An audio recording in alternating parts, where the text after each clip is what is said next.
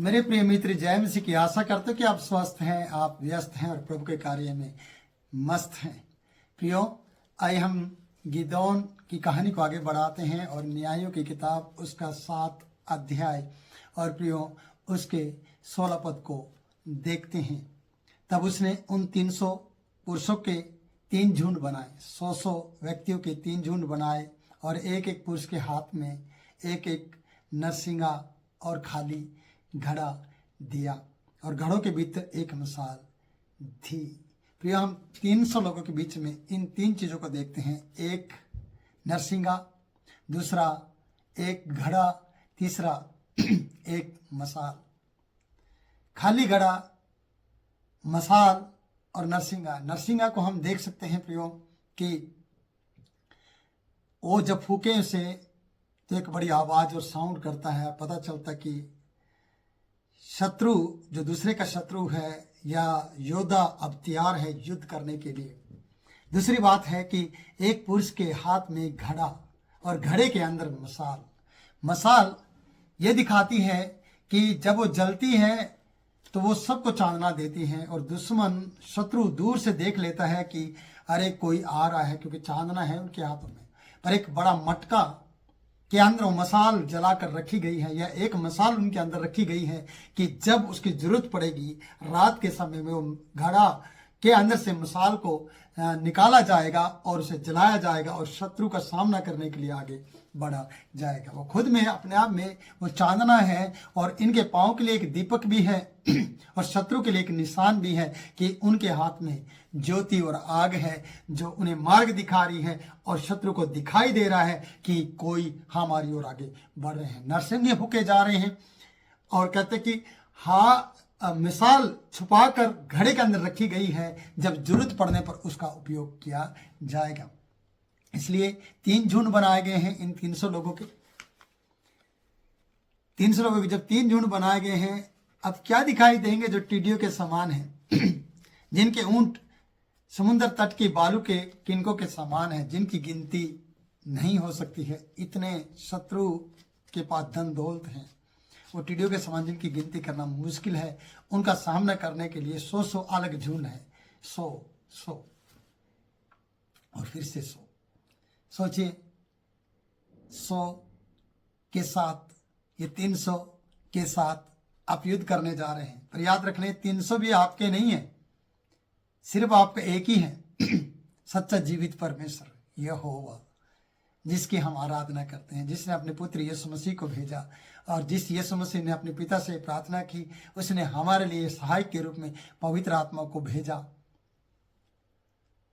सोचिए, उस परमेश्वर के लोग हैं हम। इसलिए 300, 200, 100 आपके लिए नहीं है, सिर्फ नाम के लिए हैं, काम के लिए नहीं है। काम का सिर्फ परमेश्वर है आपके जिंदगी के अंदर, वो सिर्फ वही काम करता है।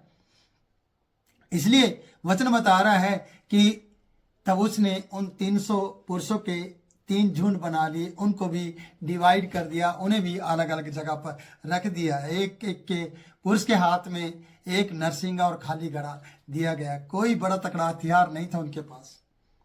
एक नरसिंगा है, न तलवार है, न कोई तीर कमान है, न कोई ऐसी भाला है जो शत्रु का सामना कर सके। अजीब सी बात नहीं है कि कोई भी हथियार नहीं इनके पास युद्ध करने के लिए। नरसिंगा बजाने के लिए है, घड़ा फोड़ने के लिए है, मिसाल चांदना दिखाने के लिए है। बस युद्ध लड़ेंगे बिना हथियारों के, क्योंकि संग्राम किसका है? यहोवा का। युद्ध किसका है? परमेश्वर का है। इसलिए यहां पता चलता है कि इन 300 लोगों के पास हथियार नहीं है। 3 झुंड होने पर भी, और 300 चलो ज्यादा दिखाई देते शत्रु को, पर ये 300 में से भी 100 करके अलग अलग कर दिए गए हैं। लिखा है प्रियो, वचन 17 हमें बताता है, फिर उसने उनसे कहा, मुझे देखो और वैसा ही करो। सुनो, जब मैं उस छावनी के छोर तक पहुंचूं, तब जैसा मैं करूं वैसा तुम भी करो।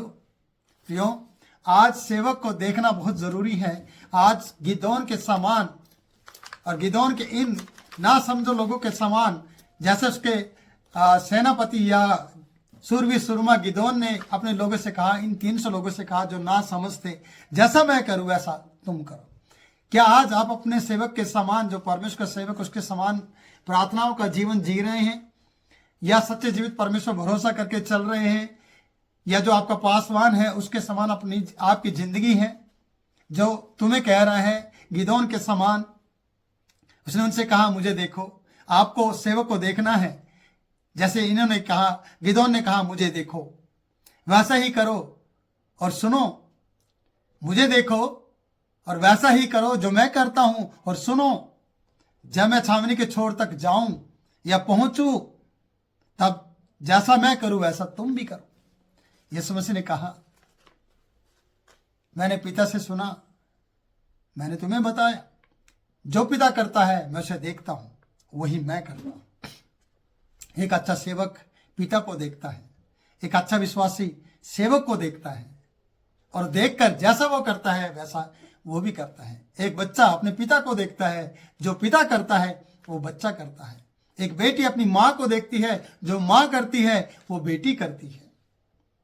आज अगुआ लोग जो सही हैं, जो सही करते हैं, अगर समाज उनको देखता है तो समाज भी वैसा ही करता है। प्रियो, आज गिदोन ने इस प्रकार से कह दिया है इन 300 लोगों को, जो अलग अलग झुंड में डिवाइड किए गए हैं, कि जो मैं करूं वैसा ही तुम करो। सुनो, जब मैं छावनी के छोर तक जाऊंगा तुम मुझे देखते रहना, जैसा मैं करूंगा वैसा तुम करना। अर्थात जब मैं और मेरे सब संगी नरसिंगा फूके, तब तुम छावनी के चारों ओर नरसिंगे फूकना और ललकारना, यहोवा की और गिदोन की तलवार। इन 300 लोगों का सिर्फ यही काम है। हम नरसिंगा फूकेंगे, तुम्हें देखना है। नरसिंगा फूकना है तुम्हें और ललकारना है।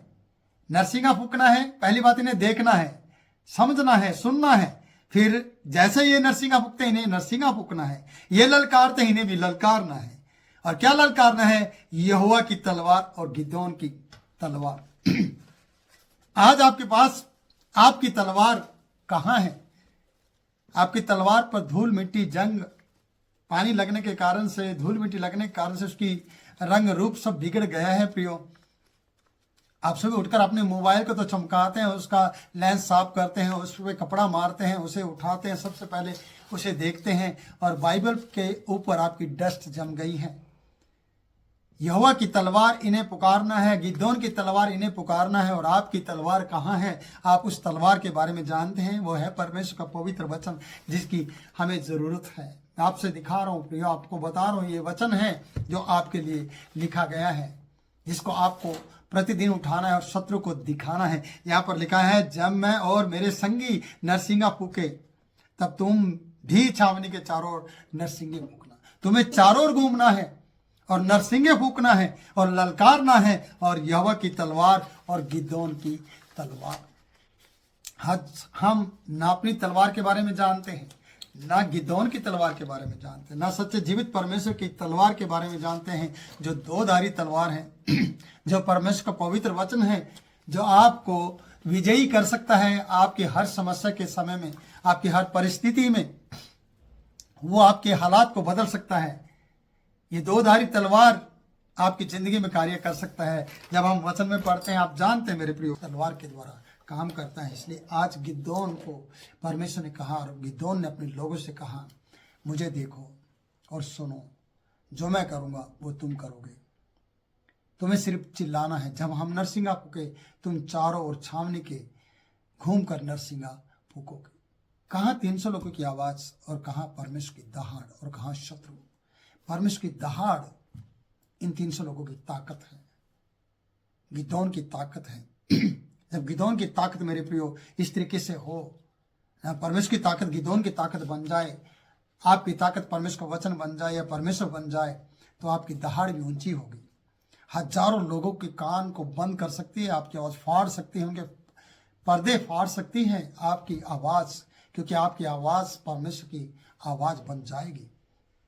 इसलिए यहाँ वचन बता रहे हैं प्रियो कि वचन इस प्रकार से कहता है, तब तीनों जुनों ने नरसिंगों को फूका।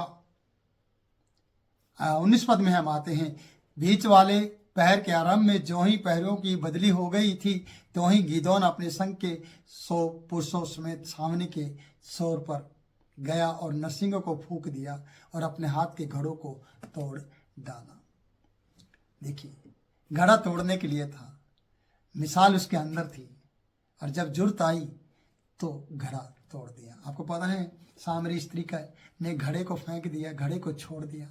एक गीत है, घड़ा पाप का छोड़ दिया, मटके को फोड़ दिया। क्यों नहीं हम उस पाप के घड़े को फोड़ देते? आज परमेश्वर के लिए उस आवाज को ऊंचा करते, उस घड़े को फोड़ दे, जिससे कि आपको जीत मिल सके और शत्रु घबरा जाए कि आप पाप का घड़ा, इनका घड़ा, पाप का घड़ा रहा नहीं, अब ये बाप के बन चुके हैं, अब पाप के नहीं। इसलिए आगे वचन बता रहे, तब तीनों झुंडों ने नरसिंहों को फूका और घड़ों को तोड़ डाला और अपने अपने बाएं हाथ में मसाल और दाहिने हाथ में फूकने को नरसिंगा लिए हुए चिल्ला उठे, यहोवा की तलवार और गिदोन की तलवार। यहोवा की तलवार और गिदोन की तलवार आपके हाथ में होना बहुत जरूरी है। इन तलवारों से आप शत्रु की हर उस ताकत को खत्म कर देंगे जो आपके विरुद्ध उठ रही हैं, जो आपके विरुद्ध कार्य कर रही हैं। उन ताकत को सामना आप परमेश्वर के वचन की तलवार से कर सकते हैं। गिदोन की तलवार और परमेश्वर की तलवार, यानी परमेश्वर की तलवार गिदोन की तलवार बन गई है। इसलिए शत्रु डरा हुआ था पहले से, और जब चली है प्रियो, जब मटकों की और घड़ों की आवाज हुई है और नरसिंगे की आवाज हुई, तो शत्रु घबरा गया, शत्रु डर गया। आज शत्रु वाकई ही डरा हुआ है।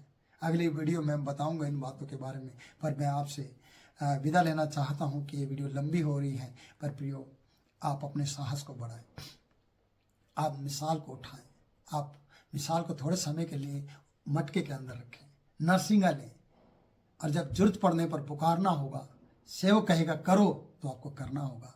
पर आप कई बार सेवक की सुनते नहीं हैं। तो प्रियो, परमेश्वर के सेवक ने, गिदोन ने पहले कह दिया, जो डरते हो, थरथराते हो युद्ध के कारण, वो चले जाओ। परमेश्वर ने खुद परीक्षा की, जो समझदार हैं उनको भी भेज दिया। फिर परमेश्वर का काम तो आप जानते हैं कि उसने ना समझो को, परमेश्वर का वचन कहता है, मैंने जगत के मूर्खों को चुन लिया ताकि ज्ञानवानों को लज्जित करें, और यहाँ चपड़ चपड़ करके पानी पीने वाले कुत्तों के समान आज मिद्यानियों को और पूर्वी लोगों को सबको हराने के लिए आज एक हाथ में नरसिंह, एक हाथ में मिसाल और मटका लेकर खड़े हैं और शत्रु का सामना कर रहे हैं, और शत्रु घबराया हुआ है। आज आपसे भी घबराना चाहता है।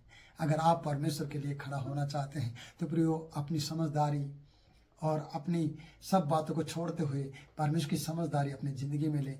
परमेश्वर आपका साथ देगा। प्रभु इन वचनों के द्वारा आपको आशीषित करें। इस वीडियो को लाइक करें, शेयर करें और हमारे चैनल को सब्सक्राइब करें, और प्रियो, औरों तक इस वीडियो को पहुंचा दें। जय मसीह की।